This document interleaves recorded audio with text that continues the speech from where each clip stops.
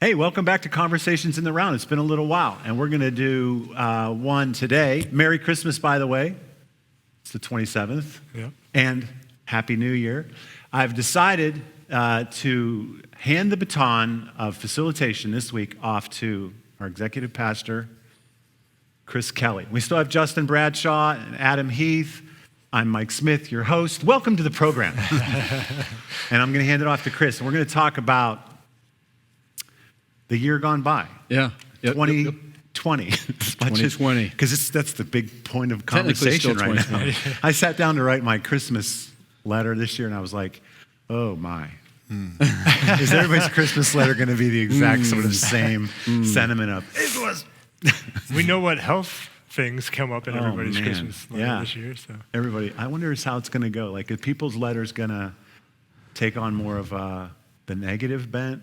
Right. Or are they going to look for the silver lining? I mean, it depends on who you talk to. Some people are just tired of the negativity, and a lot of good's happened.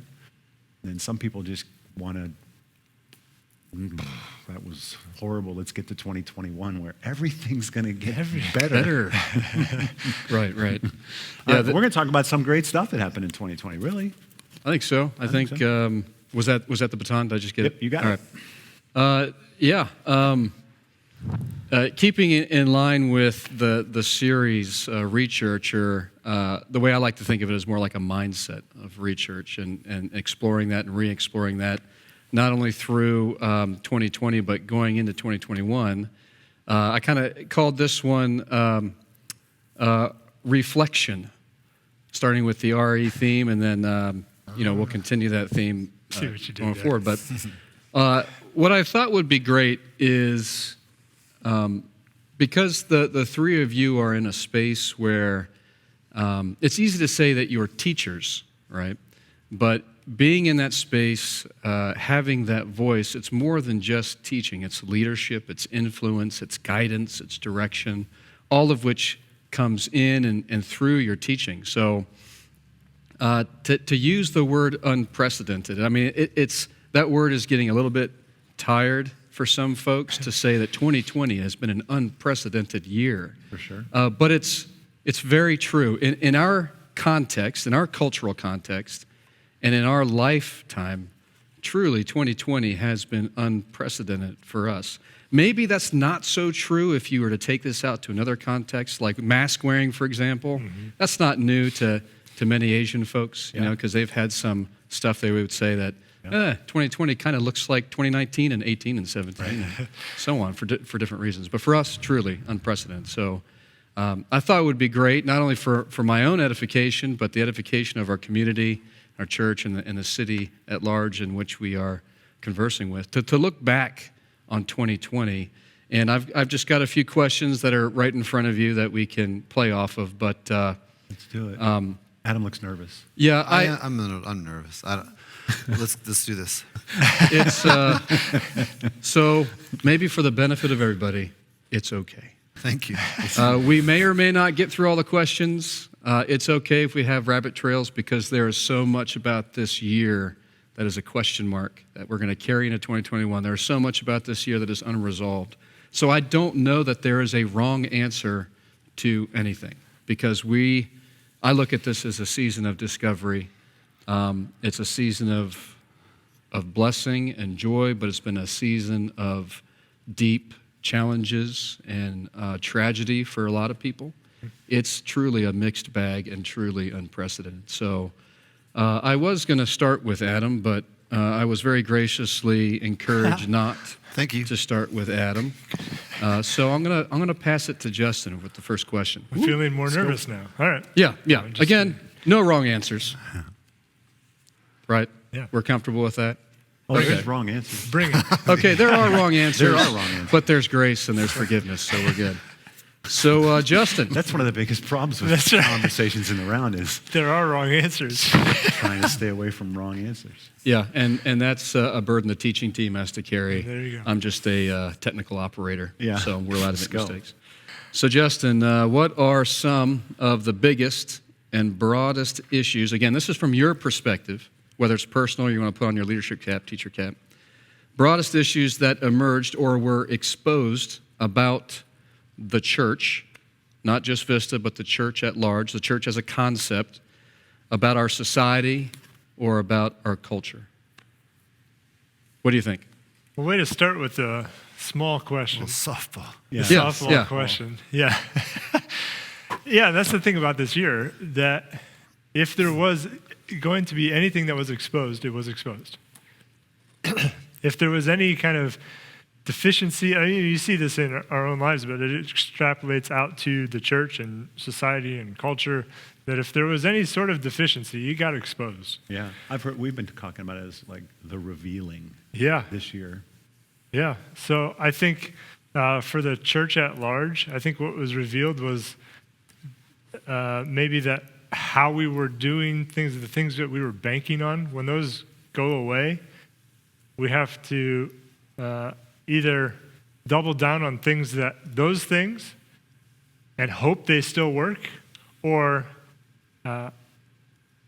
maybe the thing that's revealed is that our level of faith in that. Do we have the faith to dream about something different or new? Or are we just going to pursue the same things? Society and culture, I think, man, the things that got exposed are things that have been around for a long, long time. They just came to the surface. So all the things that we saw with regard to racial tension, those tensions were always there, but they just found platforms this year. Disparity in our economy, disparity in incomes, disparities in health and health care and what that looks like. And I think maybe that was the thing that was revealed the most this year. Yeah. is just the disparity within our everyday lives as we move through the world compared to people that we're actually in really close proximity to. Our life experiences were a lot more similar, or at least we could believe that they were a lot more similar maybe a year ago.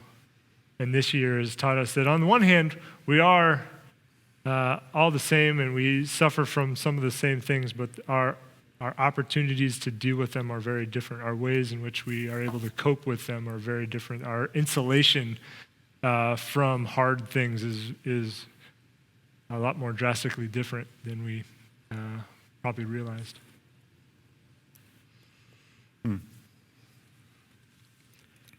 Mike, what do you think about some of the things that Justin just expressed?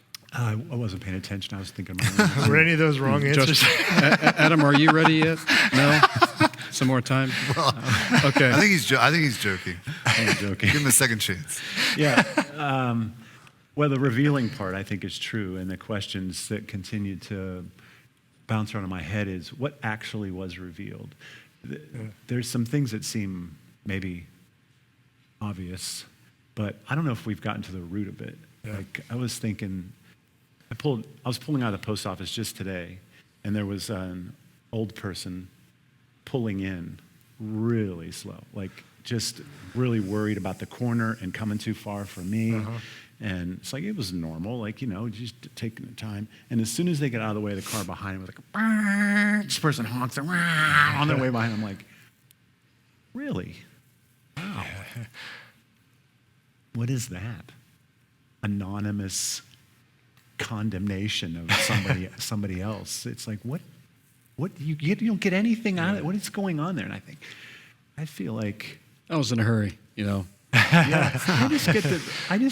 I mumble to myself, why are you so angry? Yeah. That you got to do that. I think I see a lot of like just anger. Yeah. Like this is what I would say in the extreme. I would say, I think we're less racist as a country now than we've ever been. But we're angrier about it right now for some reason. Like, I can't quite figure that out. And I just wonder if it's that people are just angry. And wherever there's an opportunity to express it, I will. So where I might have some baggage about how I've been treated as a minority or how I've been marginalized as a majority or whatever. I want to be involved in that cause, but now I'm angry, which makes it seem even worse. And I think, well, why are people angry? And then I look at the church, and what's been revealed there is a lot of people whose faith isn't what it was professed to be, or even what they thought it was. Like, how much of the church just vanished when a Sunday morning event stopped? They're just gone. And I think, wow, there's so much. I don't know, the positive side for that for me is it's so much clearer now how needy we are of Christ's transformation of our heart. No matter if you're part of the church, Christian, not part of the church, not Christian, it became very clear that there's something really deeply wrong in the human heart that's been like shellacked over. Is that a word? Like whitewashed over. Everybody's been able to keep their kind of damage kind of down. Yep. And it's like free for all now. And I think that's kind of good. We can see like where we actually are. But it's disappointing. There's a part of my wiring that would just, I'm kind of fine if everybody can just keep it together. I'm okay, presuming everything's fine. And then when you realize it's not. Yeah. It's just a lot of work. It's true in my own life. Stuff's bubbling up. I'm upset about things I don't think I would normally be upset about. But there's just a lot wrong in our soul, in the church and outside the church. There's a ton of work to be done. And the hard thing about this year is that it happened for everybody at the same, about at the same point. Right. Where everybody's rawness, everybody's vulnerabilities, everybody's anxieties, all the buffers just disappeared. Yeah. And you can't just say, hold it together. Don't do that. That's wrong. I think we're trying to attack the symptom.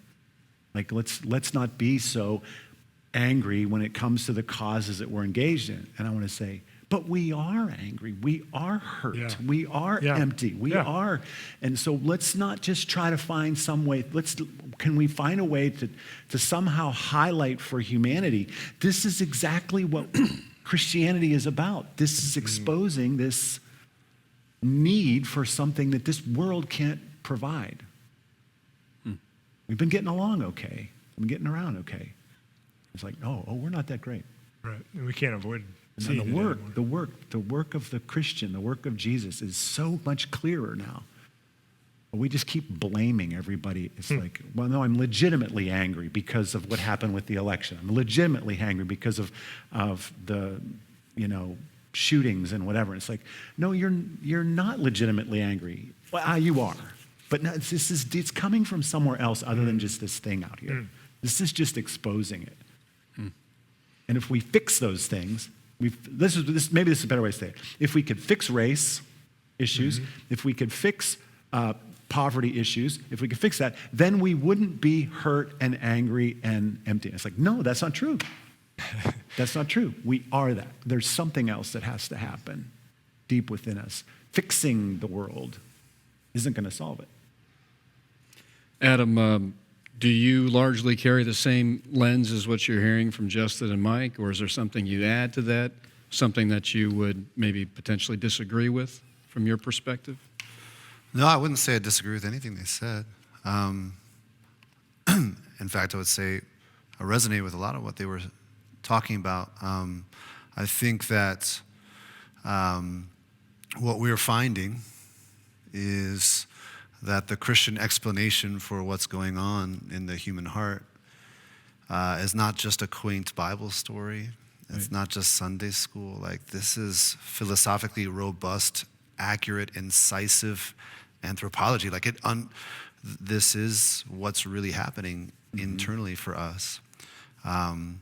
And maybe beyond that, for the Christian church, we're also starting to realize deficiencies in how we have tried to handle what is wrong with us, what's going on internally. Right. We have a tendency to sort of slap a Bible verse on it, or sort of put a couple beliefs on top of the trouble we're feeling internally. But what God is saying is we need transformation. And I share their optimism about the idea that coming to realize we need transformation is an essential step.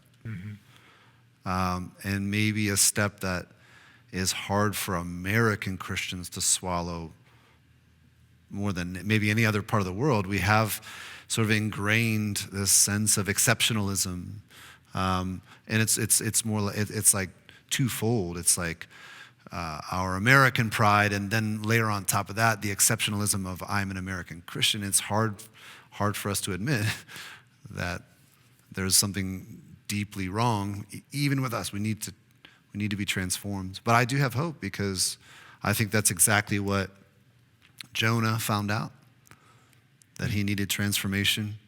How do you get a whole country to not be prideful? Like, how do you? It's like, that is our issue. That's the individual issue. And then it's this, I cut you off. No, it's good. Keep going. This big issue. Like, I was watching some comedian the other day, and he said, you know why the whole world's mad at us is because we have those big foam things that say we're number one. So then everyone wants to knock that person down. Like, and he says, we're not even number one, really. We're not that great. But if we started going, hey, we're number 7, people would be like, that's fair. Yeah. There's this pride that we have, that we've got it, and we know, again, the Christian, how did you say it? The Christian story, the Christian answer, would you say? You could use either one of those: worldview, understanding, answer, Christian story. Reality, story, our explanation, the Christian explanation of humanity. You can't ever hear that for 2 reasons, right? One, we're too prideful. Generally speaking, people are prideful. Number 2, all the verbiage that we have to try to communicate that answer is going to be rejected before it gets out of your mouth. Yeah. Like the old narratives for how to communicate what Christ said. There's I feel it as a teacher, a preacher, there's a really strong sense that we have to keep saying it like we've historically said it. Like, it's not biblical if we find new language for it. If you don't reference I find, like, I'll do my podcast, I'll do a podcast and say things that are true and realize that I haven't referenced a verse. Oh, yeah. And my thought is, well, it's not Christian now. It's not going to be received by, like, well, that's not true. Truth is truth, right? It's great. You can tie it to script for sure, but it doesn't make it untrue. But I feel like somehow the Christian answer, story, explanation for humanity, the church has to figure out a way to say that stuff that is very true, that I think people would resonate with. I think people are facing the truth. But if you give it to them in the way that they've already heard, they're going to just reject it for good reason. We've just learned that 60% of the American church aren't even really committed to the things of Christ. They've been telling the story. And they're not even, like, no wonder the story is been jacked up. You mean 60% because that's the number of people that drop off? Yeah. I'm being... Because church has been sort of pressed into different spaces in their lives, and they just said, what's the bother? Or why bother? They aren't coming around. It wasn't a lifestyle. It wasn't who they were. I mean, that's the way I put it in the past. People say, what happened in the church? Well, those whose Christianity was real, it was deep, and it was a lifestyle are largely unfazed by the changes. They just adapt. They're used to following the Spirit. Difficulty comes. Jesus said it with them. Those that don't have that, it's more of an event. Yeah. It's been more of a moral code. Church, they just disappeared. It's like, oh, what have you been? You have been 60% of the church that's been the spokesman for the church didn't have. No wonder the story's messed up. Let me Let me ask you this question. I've heard a couple different words: revealed, exposed. The next question I was going to ask is really an impossible question. If you were to have to hone in on something particular, a thing, one thing, that was perhaps the most shocking to you, encouraging to you, upsetting to you, what have you, knowing it's all a mixed bag. The world isn't that black and white. And our experience with this year is not that black and white. But you actually achieved the impossible before I even asked. You actually called out the word disparity. You said disparity was a big thing. And the way I receive that is there's a flip side to that same coin, which points towards the interconnectedness of us, the interdependency of us. And then you said something that was interesting that also connected to that. In response to Adam bringing up Jonah, and Jonah's called to basically be a calling to an entire city, entire people group, you said, how do you do that for a whole nation? And how do you do that for a large group of people that are riddled with something that's been exposed, which is disparity? And how do we respond to that as Christians who have been privileged to carry a deeper reality that is, if I could say it this way, the real reality in juxtaposition to what has been revealed? Yeah.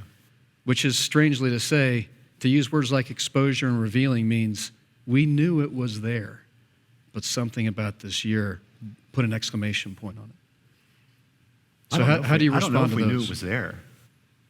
I think I know what you mean by that. Right, or a suspicion. After we see it, we go, oh, of course that's there. Yeah. But I don't think we did. I think people were generally like, okay, I live with a certain sense of discontentment in the world. I've learned to live with a certain level of anger or hurt or damage or brokenness. But it's like a beach ball. You can keep it underwater, if you've got the rest of your life going good. And all of our capacity to keep the beach ball underwater just went away. Everybody's beach ball going, boom. And everybody goes, yeah, that's what's been down there. Yeah. I think there's even disparity in my own life that I would have thought wasn't there, but got exposed as being there. And it has, manifests itself in anxiety, particularly like back in March and April. And I was like, okay, I've been through anxious things before. I've had, times in my life where, I've wondered where God was or what God is doing or needed provision or whatever, but I just can't shake this.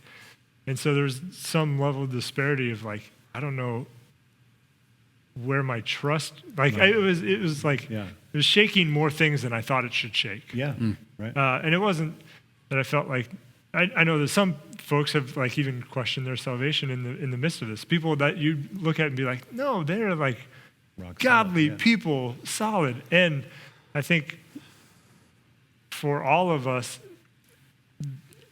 different things throughout the last 10 months or so have triggered us in different ways to kind of just illuminate what is there and what disparities have been there. And I think, I don't know, I feel like I'm rambling a little bit to get to, there's a disparity of what I thought my faith was to where it actually is. So if there's good about that, finding that out, it's like, oh, okay, well, I need to move. I have some place to go now. Yeah, I think there's definitely got to be good to it. Yeah. Like, think of John the Baptist, and he's the first person to recognize Jesus as the Lamb of God, like he does early in the book of John. And then later, he's sitting in prison, and he's going like, this doesn't feel much like the kingdom of God. He said he was going to set the prisoners free. I just became a prisoner. Like, he's Take really this message to Jesus and ask him, are you actually the Messiah? Right. And I think that's the key, right? Yeah. He went to Jesus to ask. And I think that you shouldn't, or no one should, kick themselves for what particular anxieties they felt or emotions they began to experience, they should ask themselves, where am I going with this? Yes. Yeah. Who am I going to with my anxieties? Am I going to the refrigerator with it? Am I going on vacation with it? Am I going to the bank? Or am I going to Jesus? And I think that maybe what you're talking about with the sense of there being a sort of winnowing or at least a departure of people from the church context, maybe in a sense they're finding out like, well, where I go with my anxieties is just different than the Yeah. church. I don't go Yeah. to Yeah. Jesus or the church with it. Yeah. I should say, just for the record, that there's a lot of people that have left the church potentially for good reason. Yeah. Like, I'm using it as an illustration to talk about those that didn't have the faith in the first place. But I think there's legitimate questions when things get blown up and someone stands back and looks at their church and it's like, oh, this isn't what it should be. Like, it revealed to them. There's all sorts of churches that aren't gospel-centered churches. They're not Christ-centered churches. And if you were Christ-centered and suddenly you see there might be good reason. I rarely talk to anybody prior to 2020 that left the church, like they haven't been in church for a decade or whatever. And they start explaining to me why they left the church. I'm like, oh, I would have left that church too. Yeah, it starts to sound like Bonhoeffer in the 30s, right? Where he's like, I have these very, very legitimate criticisms of the church in Germany. And what we realize with him is he's actually pressing further into Christ when he's doing that. And he says, I need to call the church to be the church. And I think you guys have expressed it all throughout the year where you feel like this is a moment where God is saying to the church, it's time to be the church. Yeah. Not whatever Sunday morning social club you've been settling for. Right. That's not going to do it. Yeah. Let me ask you this, if I could couple some of the things I heard. To paraphrase what you said, Justin, you had called out this exposure that where I thought my faith was is not actually where it was. And that led to, did that provoke or compel someone to take that to Jesus immediately as maybe the first stop or the only stop versus the long list of other stops, none of which included coming before our King? Could it be that in some way is one way we could define the theme of what was exposed, maybe one of the biggest exposures of the church and the people of the church?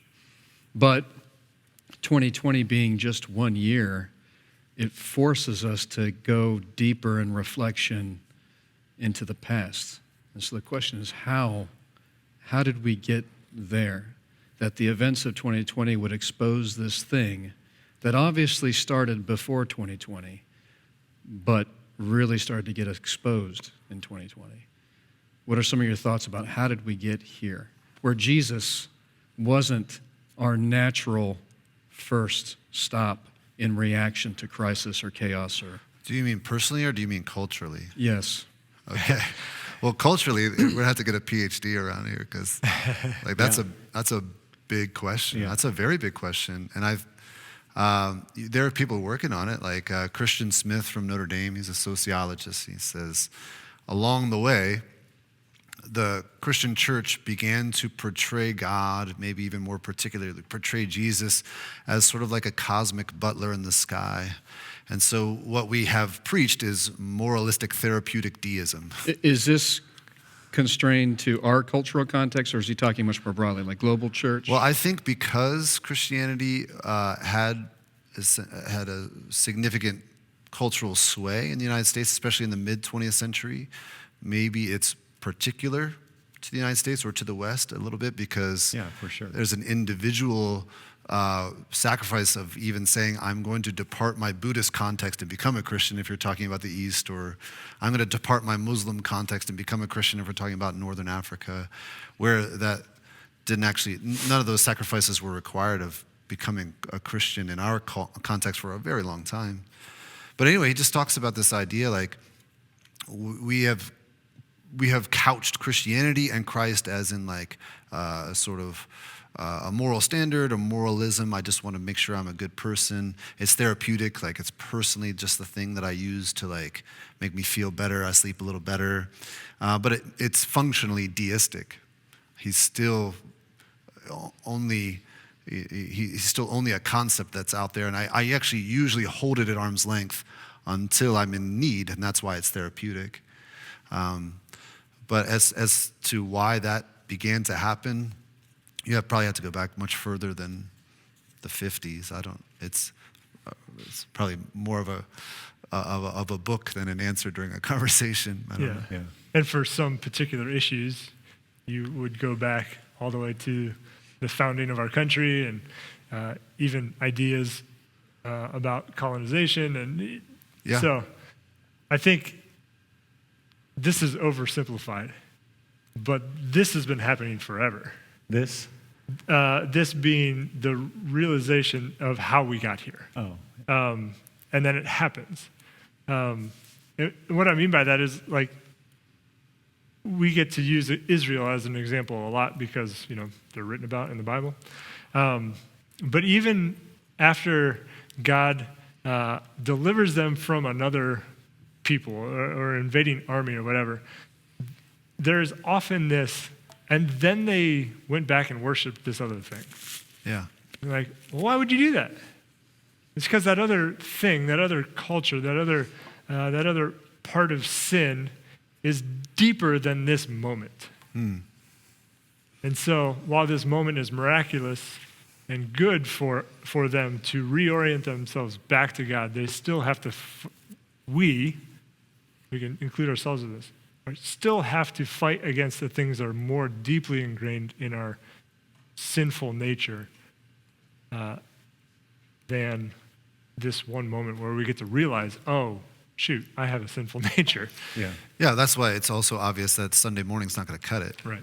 If you're thinking about liturgies and what we're giving our time and our attention to, you can't say like, well, all week long I serve this one purpose. I have this one story I'm telling about my life of a corporate ladder or whatever whatever it is that animates me. But then on Sunday mornings I try to tell a counter narrative. It's like, well, that's not going to do it. That's not going to provide the gospel rootage that we need. Right. So I think in part we need to start thinking of worship as, in a sense, an act of protest. Protesting against all those other things that are vying for my attention. Yeah. And I can't protest for 1 hour a week and then however many other hours give in and still call myself a protester. Yeah. I don't think that's what protest looks like. It's a lifestyle, like you mentioned earlier. It sounds more like a hobby. A hobby, yeah. Mm-hmm. That's a fair way to put it. What do you think, Mike? I don't know why I'm thinking this. I don't know if it relates to what you guys are saying or not. This is where my mind went. We'll let you know. I'll redirect. There seems to be a strong, we started somewhere like, well, how did we get here? Yeah. There seems to be a very strong Western impulse to bring order and, I don't want to say success, but like, I need to get somewhere that is, noteworthy, or whether personally or publicly. Like to me, it feels like I've arrived somewhere. I am somewhere, and I'm okay, and everything's in order.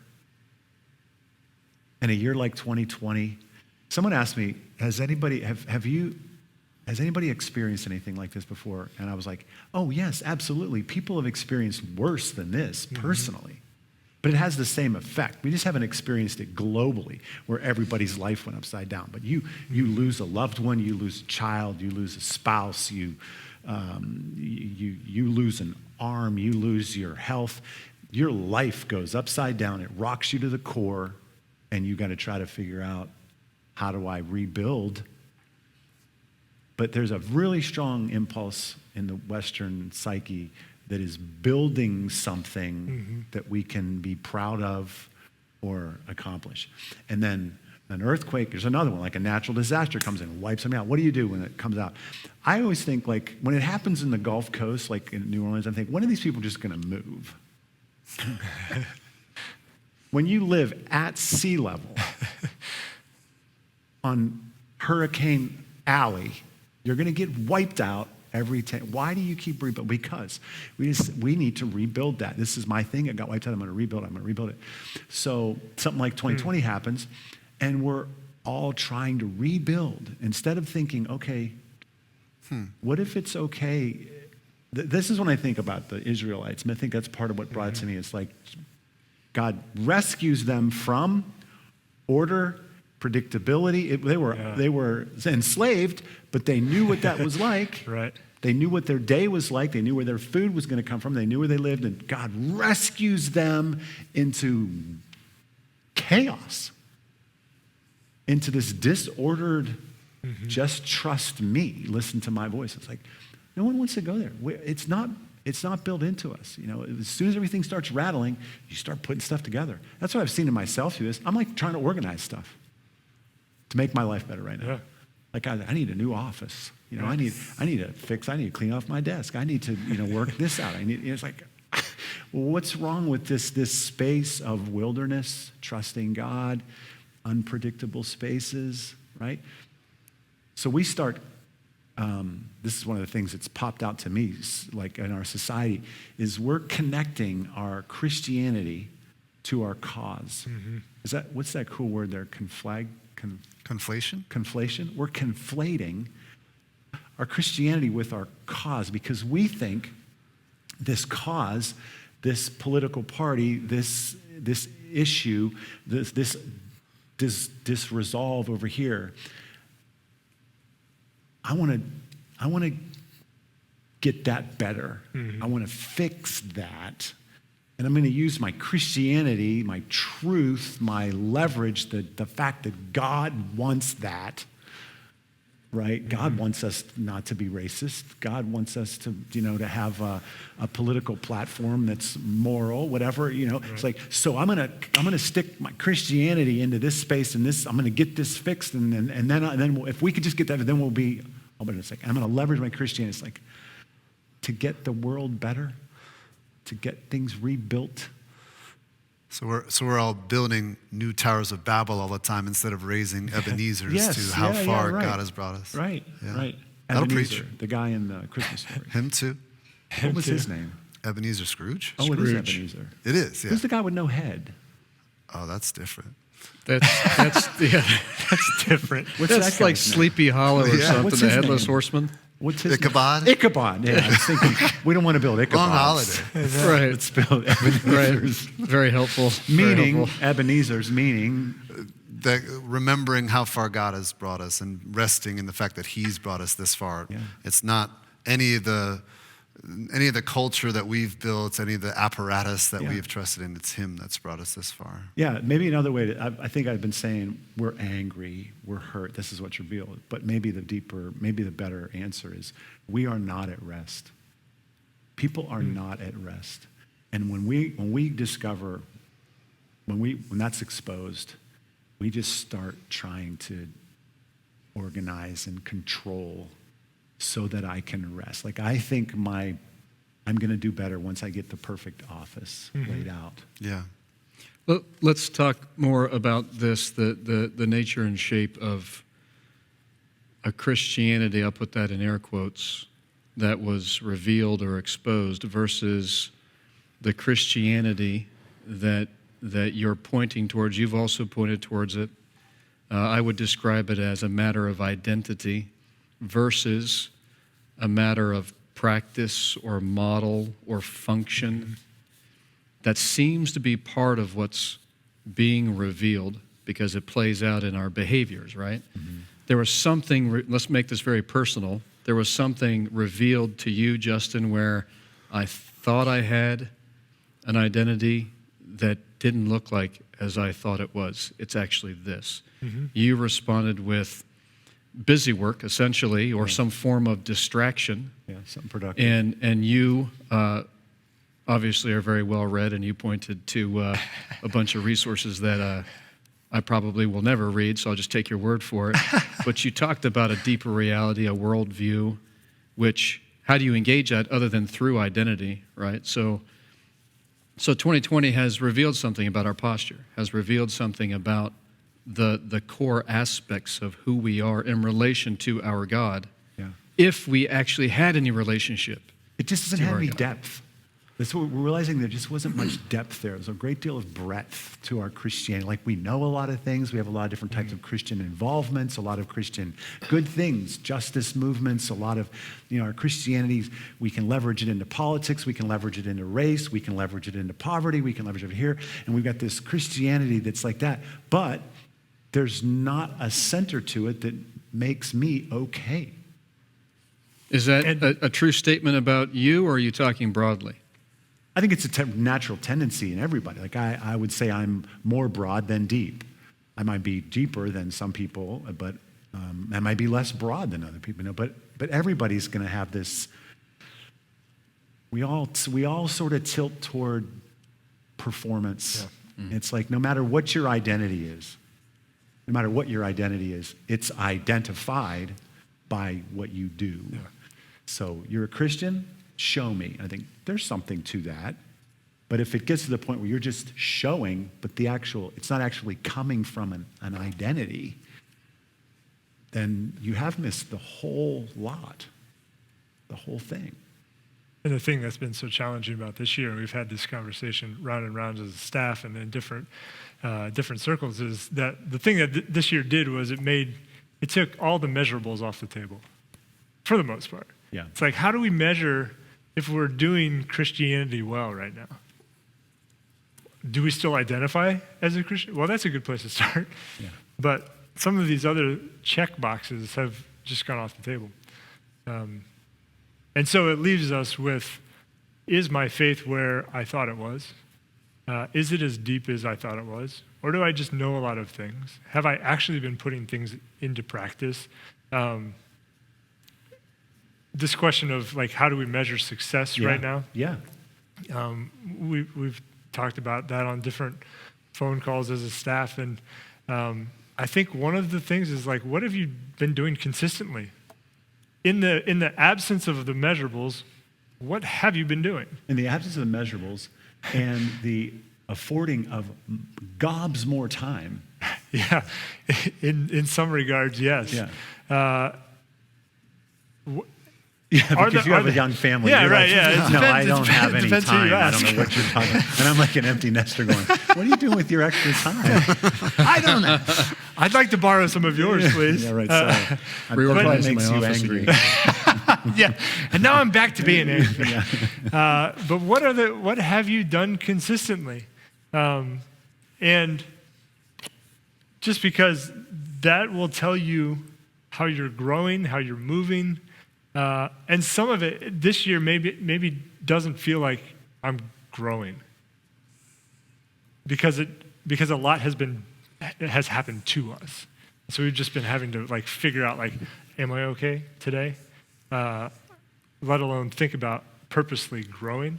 But I think we can, if we give ourselves 2 minutes of free time to think about this year, and say, okay, but I tried to meet with God a couple times a week, and I did it. Oh, okay. So you have to take some stock in the fact that I did some things consistently. I prayed for I met with I talked to my neighbor outside with a mask, 6 feet away, or whatever the qualifiers are. Or I checked in on my family more than I used to, or I had more grace to hear things that I don't know everything about. Then we can start to see, oh, maybe I didn't do, or I didn't grow in the ways I thought I was going to grow, or I didn't check off all the things on my goal list that I made on New Year's Day this year. But if I can look back and say, I did this consistently and God was involved, then we have to take stock that we grew. Mm-hmm. And we grew in a good direction towards God. Mm-hmm. And that he's building something in us for whatever the future may hold that is of greater depth and maybe less breadth. I don't know. That's my hope anyway. I'm kind of putting some stock there because that's how I feel about the year. Like, I'm not personally. I'm not one to set a lot of goals, and so that way I don't like not achieve them. I don't feel bad about it. But this year, I think at this point in the year, you go, oh, well, we just kept plugging away. We stayed together as a family. I don't know that we instituted a lot of new things this year, but I feel like we've grown in depth. And this could be one of those things in everyone's life that we don't often, not everybody gets the chance to participate in crisis, right? We often think about the people that are chasing the hardest after God are the ones that are called and the ones in crisis. And we've all been in crisis. Yeah. And so could this be a moment where,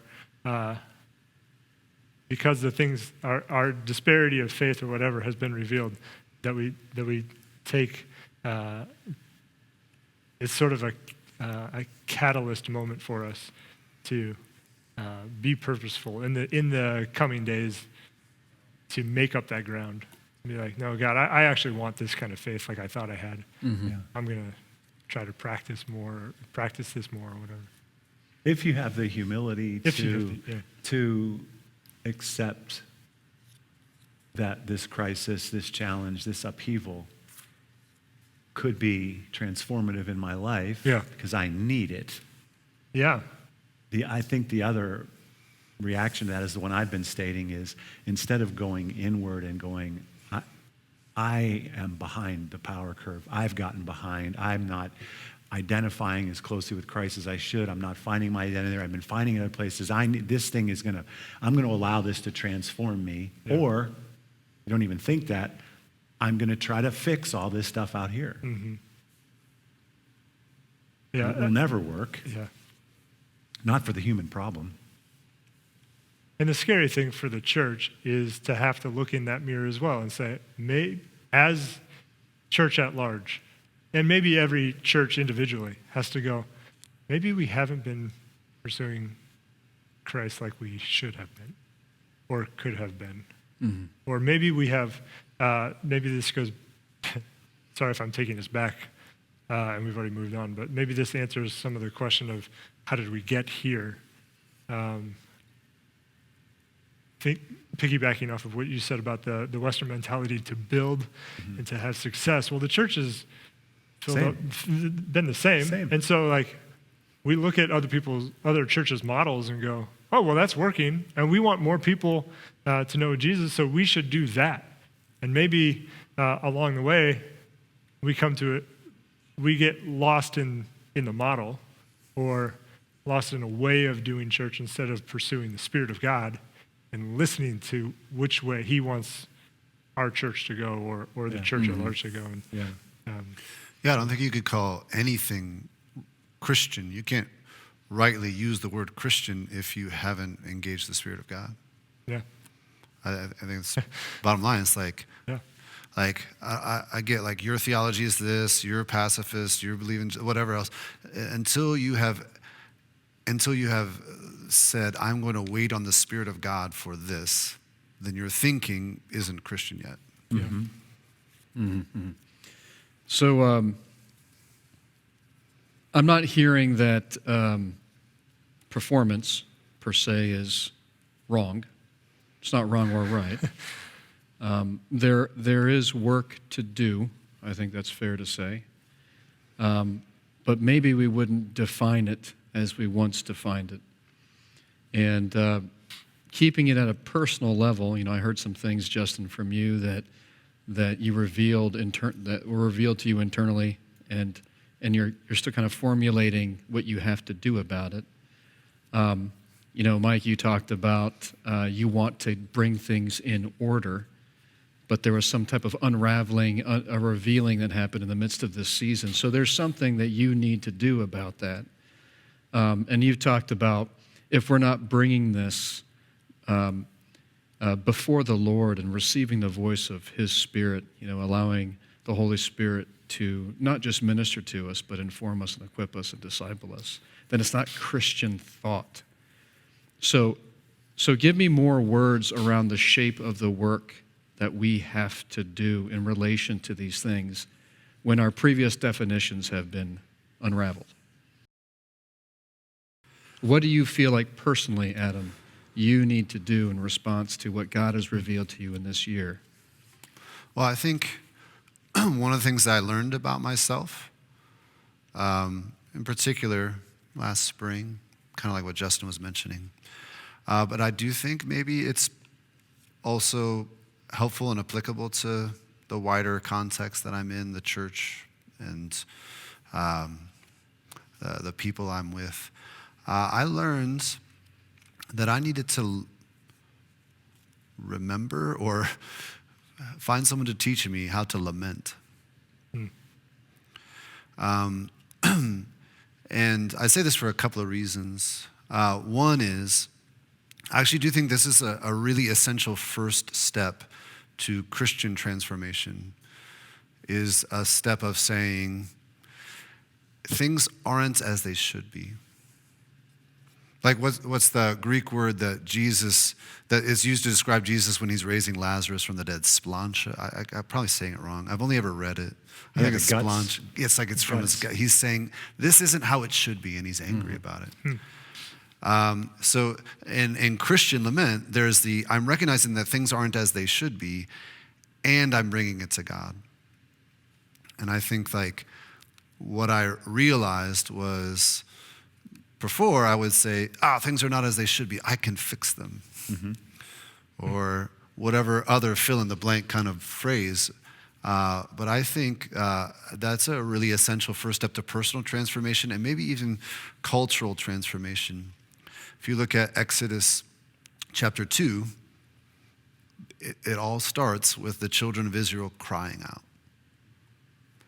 And it doesn't even say they cried out to God. It's sort of contextual a little bit, but Yahweh says, I heard it. I'm coming. Yeah. And the same thing for Nineveh. What led to this called the great city of Nineveh in the book of Jonah? The great city, what led to the transformation? Well, God heard about a cry.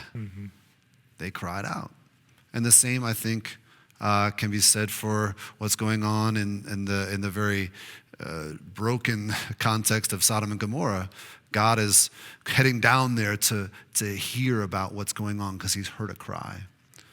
So I think we need to be discipled, I guess, in the way of lament.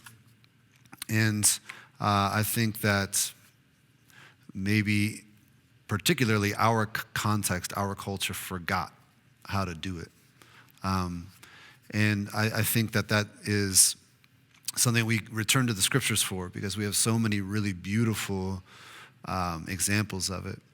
If you think about the children of Israel, they're in exile. Everything all the structures that were in place for them got torn apart.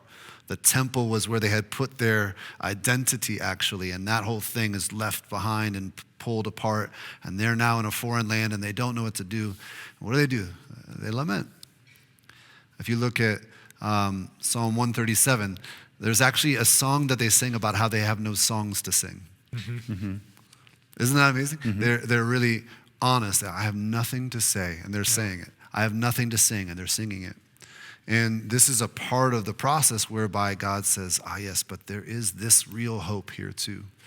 And they learned to recognize hope when it came, have eyes to see it when it came their way, so that when they finally did return to the land they had been promised, they said, we were like those who dreamed.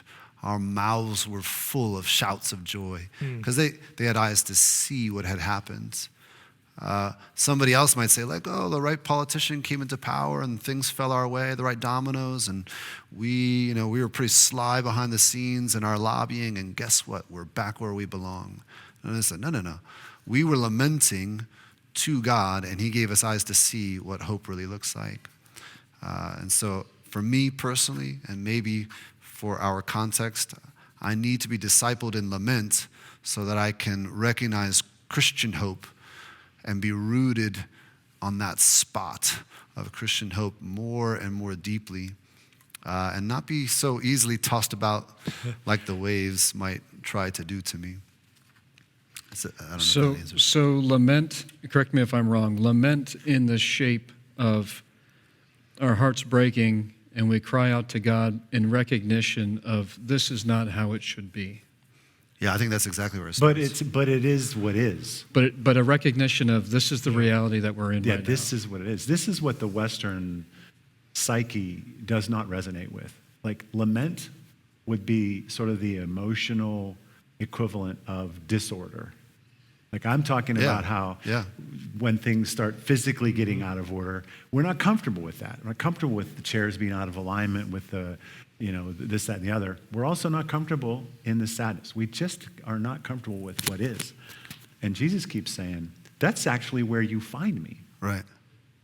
Don't slap a cliche on it. Yeah. Don't give me a happy smiley approach. Yeah. Just sit with me a while. Yes.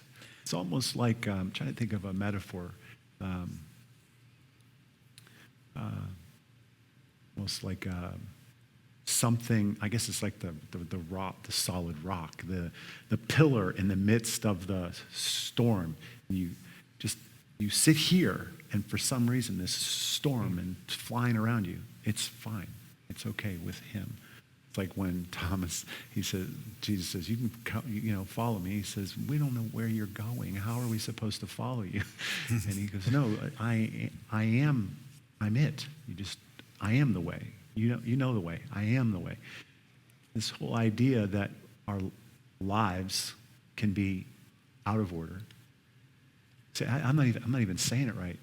They are out of order. Mm-hmm.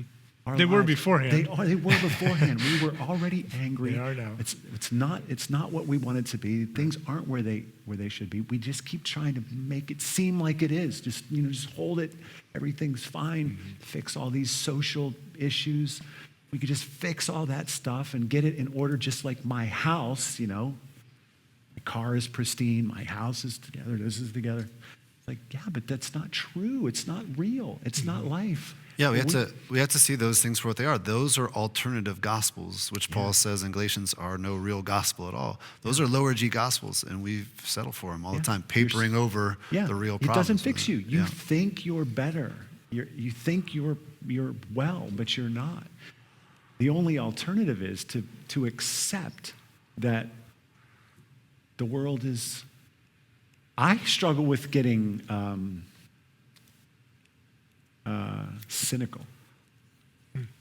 Like what's happened to me is I'm kind of done trying to help people get better because they're not going. When I heard a young pastor, we were talking just a couple weeks ago, and he's new in the middle of this whole thing, got a new just church, and he was telling me about what happened with their kids, how they incorporated kids into the service, and it didn't work. And you had to put the littlest ones here, and then we tried this, and this and that. I think the church has learned that lesson 1,000,000 times. I could have told you that's where you were going to end up, but you had to relearn it. We just keep relearning. It's like, and that's what I think is like, the church isn't getting better at what it does. There's no organizational learning. We just keep learning it over and over, and I think, I don't like that, but it's like, oh, wait a minute. That's life. Mm-hmm. But I get cynical. It's like, I'm not even going to try to help any pastors anymore. You're just going to have to learn it. And if you can be rooted in Christ the whole time, fine. That's better. Go ahead and relearn the whole thing. Try to figure out where to put the offering. You put it before the service, after the worship, before the worship. Nobody knows where it is best, But are you listening to the Spirit of God in the solving the answer? Are you at peace with whatever resources the church is going to provide, you're going to work with? I don't think we can lament. We don't lament because it just means admitting a whole bunch of stuff we just don't want to admit. What's maybe the most fascinating thing to me about this year, the world knows how to cry out, but we cry out not to God. We cry out to other people or organizations or slogans or agendas or platforms, which further confounds or compounds this disparity to which we further cry out against because we know that's not how it should be.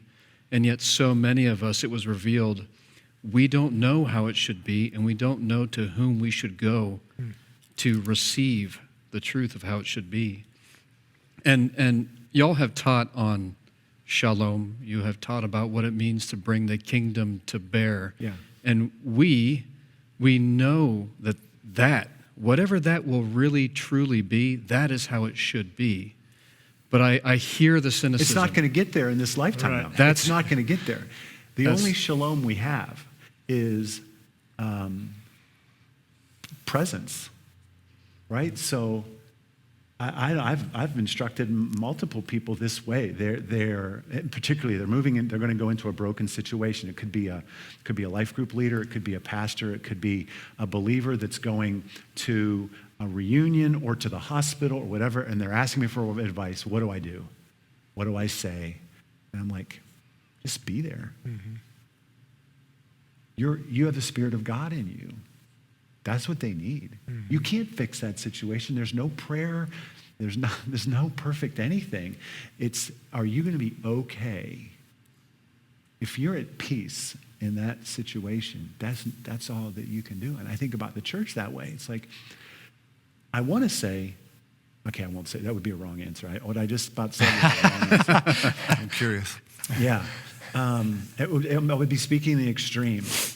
I'll say it. The part of me that wants to say, if the church is involved in cultural issues with the delusion that they can fix it, that we're going to get this fixed, I think it's a lie. I don't think we can fix the social ills of this lifetime. I think all we can do is be different. But that starts to bleed into, well, then, are you telling me I shouldn't be involved in causes and social issues? There's a part of me that thinks, I just think you need to just be who God has called us to be when you're in contact or in the spaces of those problems. You need to be different. We need to be different. So imagine if every Christian was as they should be in this world, those issues would eventually be resolved. But to try to sort of fix them, to get involved with them, to make it go away, make this problem go away. I think, no, all you can really do is give the poor person the money in your pocket right now and be okay with that, separate with it. You're not going to fix homelessness today. You can't. You're not going to do it. You're not going to fix racism today. But you cannot be selfish. You cannot be condescending. And that it's hard to accept that that's all I can do. But I feel at times, why is it undersold? You know? I stopped and helped two non-white people who were stuck in a ditch the last time it snowed, because I have this huge chain in the back of my 4Runner, and I love stopping and pulling this huge chain out and pulling people right out of the ditch with my 4Runner. And it was me, another white guy, helping two non-white people out. And you know what? No one cared that it was that way. It didn't matter. It didn't matter to them who was pulling them out. It didn't matter to us who we were pulling out. There was no issue there whatsoever. And I felt like I should tweet this, or I should let people know that non-white people helped white people and it was not a thing. Why did my mind even go to this? Like, oh, I gotta advertise this, or, it's like, no, you just do it. You just do it. But that doesn't seem like enough. I have to fix the whole thing somehow. But I don't know. I feel like, I don't know. I'm getting a little bit cynical about the church's involvement in these big things. We certainly should be. But there's so much more. Like at the point of issue that we have to believe matters. If every believer was bringing justice and peace and the gospel into every space that they walked into, what else would there be to do? I love that because it, for me personally, and like everybody else, I'm processing through this in real time and learning each day. I'm having to check, do I believe this is worth it? In the absence of a metric, in the absence of finding the attaboy in the midst of it, in the absence of feeling as though this is actually going to fix anything. Yeah. Do I believe it's worth it? And I have to question what is of worth. When I think about doing the work that we have been called to do, which is the living out of our identity in Christ in the space in which we've been appointed and called, that's worth it. We may not be able to measure it. We may not see the outcome, right? But it's worth it because we're not there to fix it. If we believe in shalom, which is yet to come, the full revealing of our King when he returns, right? Yeah. We have to work uphill knowingly in this world, right? Mm-hmm. Yeah. It's not going to we're not going to fix this world. We can only change it sort of temporarily with the presence of God living out in me. You know? And that's transformative to you as well. Yeah. Right? Because if you think about the people who are transformed in Scripture, they're not just rescued from something, they're rescued for something. They're rescued to be a part of the rescue. The thing that is so beautiful about these stories, you think about like the Jonah story, which we brought up. God could have done all of that without Jonah. By the time you get to Jonah's message in chapter 4 of Jonah, it's like, you guys need to repent. That's like all he gives. And then the whole city is like, Jonah did nothing. Nothing. But the best thing about it is that God said, no, I'm not, you have to come with me because you have to be changed. I need you to be who you were meant to be. Not so these people can be saved, but so that you can be truly experiencing shalom internally yourself. Yeah. So I think that is the kind of this sort of nexus when we are just obedient to who God would have us be in that moment. Maybe it doesn't change the whole world, but it may change the trajectory of one moment, and then also it makes us available to the Spirit of God ourselves. And is that enough? Is that enough? Well, if the goal is to become more Christ-like, then when we do those small things that don't seem all that significant, aren't going to solve all the big problems, but chink away at the thing that's right in front of us. We disciple ourselves back in the right direction. We disciple ourselves instead of allowing the world to disciple us in all of the other directions. So I think it does. I think it matters. I think it counts. I think it's important. I'm suggesting it might be the only thing. The only thing, right? Yeah. Yeah. Yeah. The only thing that counts. That's a verse. Galatians 5, 6. What is good? What is the only trustworthy, thing what is that true. counts. It says the only thing that counts is faith expressing itself in love. Yep. That's a very organic. Yeah. Like the only thing that counts is faith of a person expressing itself in love.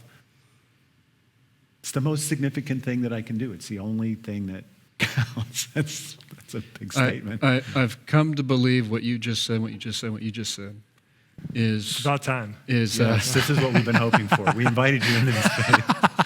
I've come to believe that exactly that is what brings about a glimpse of what is yet to come. The work we do is just a glimpse. Yeah. It prepares the way for our King to return. Yeah, which revolutionizes what church is about.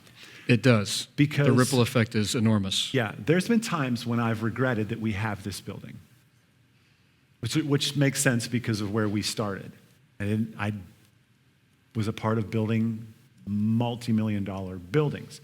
and just didn't see the return on investment that we thought it was ever going to be. And we were committed to return on investment. We weren't doing it for our own good. It just didn't work. And one of the most significant things about the early days of Vista, we didn't have a structure, and everybody had to adapt to what is church without a structure, right? There's good things to be done with structures. I've moved away from that extreme position, but there is something it forces us, and we're right back there. We are right back there. Everybody's learning that church has to be about something much more organic, much more individually focused than anything else. Well, then what do you do with the structure if you have it? Well, if only thing that counts is what you're doing out there in your relationships, in your family, in the snowy ditch along the road, if that's what counts, then the church has to be, when it gathers, or its physical thing, has to be about leveraging and equipping and encouraging you for that. I remember early on in Vista, we weren't doing altar calls. It's just not something that's part of our ethos. An altar call. This person was very used to, after the sermon and worship, you go to the altar. And he said, we need more altars. Why don't we do altar calls? And I didn't know the answer to that question right away. And I finally realized, this is what he said. He said, I want to resolve it. And he was very complimentary. The message was great. The worship got me in the right place. And I want to go up to that thing and I want to resolve it. And I realized, I don't want you to resolve it. I don't want it to be done. Done, go home. What has always energized me is 2 days after the message, 2 days after the worship, 2 days after the experience, with people like, hey, this is what happened. What happened, and I did what you asked, or God compelled me this way, and look what God did. That is where we want it resolved out there. So what is this? What is the gathering? What is the physical structure? It is for that. What always happens is it becomes about the it. Yeah.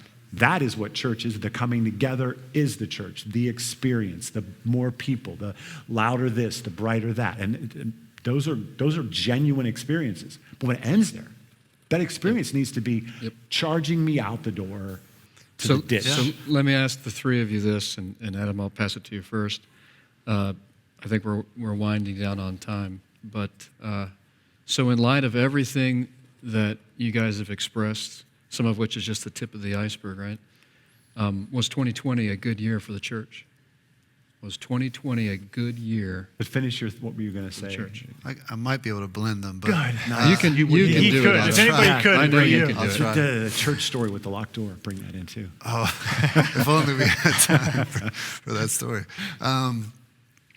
Well, I think that if we're going to have Christian hope, then we have to say that all things are brought together for good. And so I resolve to say that again to my own heart and to the hearts of those around me. I resolve to say that it's true. And I say, even beyond it being a good year, it's a necessary year. And I hope to look back and say it was an important year. I hope that we can look back at 2020 and say that was the year that God used to turn me around in these different facets of my life. And speaking of turning around and the idea of wanting to resolve, one of the things that's impressed me in different church liturgies is this question of where is the altar? I want to go to the altar and have it resolved. There are some Latin churches that actually, what they do is when the church service is ending, is they carry the cross out the door and everyone follows it, and they say, now I'm going to whatever the next altar is for me. The next altar may be my next encounter with someone where I might want to respond this way, but I choose because of Jesus to respond this way. So I'm going to the altar in my every moment, in my every relationship. And I think maybe 2020 is saying you're going to have to stop thinking of the altar as one particular location, but every encounter that you have, stop thinking of it as one particular theological model or ministry model, but instead every moment shot through with the Spirit of God and obedient to it. So yes, it was a good year. Yeah. I think if Jesus is who he says he is, it was a good year. It takes a bit of faith to say it, doesn't it? Yeah. If I look too closely, it was a bad year. Like if I just look granularly. I lost my father this year. That's not good. Carney's lost a wife and a mom this year. That's definitely not good. People died from this virus. It is not good.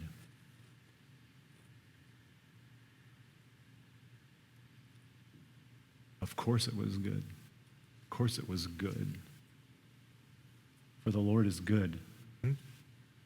Psalm 100. His loving kindnesses are everlasting, and he is faithful to all generations. He's up to good. No matter how it looks to us, how we estimate what is good and what is bad. It's just like the admonition to be thankful in all things. Right. Well, how can you possibly be thankful for everything? There's bad things and there's good things. That's my micro view of it. From God's view, everything is being worked towards something that he is up to, and we are grateful that he's still involved, still moving his mission forward. His presence is still apparent in the midst of all that chaos and in the midst of the lament. Only from God's perspective is a good year. It is a good year. So in him, absolutely. No doubt. I concur. With From this, my perspective, get it out of my mouth. Yeah. Yeah, I think I share all of those sentiments, and there's I think it's in Isaiah. It's been quoted a lot this year. It's like, do you perceive it? I'm doing a new thing. Mm-hmm. And new things are exciting so long as we don't have to go through anything bad to get them. And that's what this year's been. There is something new, and it's exciting, and it's going to, I don't even know what it's going to do. I started a sentence that I didn't know the answer at the end of it. My thinking is that if God is going to do something new, it's going to revitalize us in some way, shape, or form for our good and his glory. So it's good, but that doesn't negate that it's been hard. Yeah. But Yep. I think if we want greater depth as Christians, we'll take the good. We'll take the hard if we get the good. 2020 has been a heartbreaking year, but I am in one accord with each of you. This has been a good year in the Lord. Just want to say thank you. Thank you for being the humble and available and teachable leaders that you are. One of the reasons why it's a joy to receive teaching through you is because I know it's a reflection of Jesus working in you, and to have that trust is a blessing. So on behalf of the staff team, on behalf of Vista as a community, whether everybody agrees with me or not, I'm not going to be checking with them. Just want to say thank you. Yeah. And Privilege. this conversation was a great one, so thank you for it. All right. Well, I guess that's a wrap for another session, another installment of Conversations in the Round, leaving with more questions than we have answers to, but that's okay. That's okay. Great. Yeah. Thanks for being with us. Appreciate it so much. I do hope you had a Merry Christmas, and the rest of this week proves to be something that brings you hope turning into 2021. One way or the other, we're gonna go through it together, and I love that. I love that, and I love you.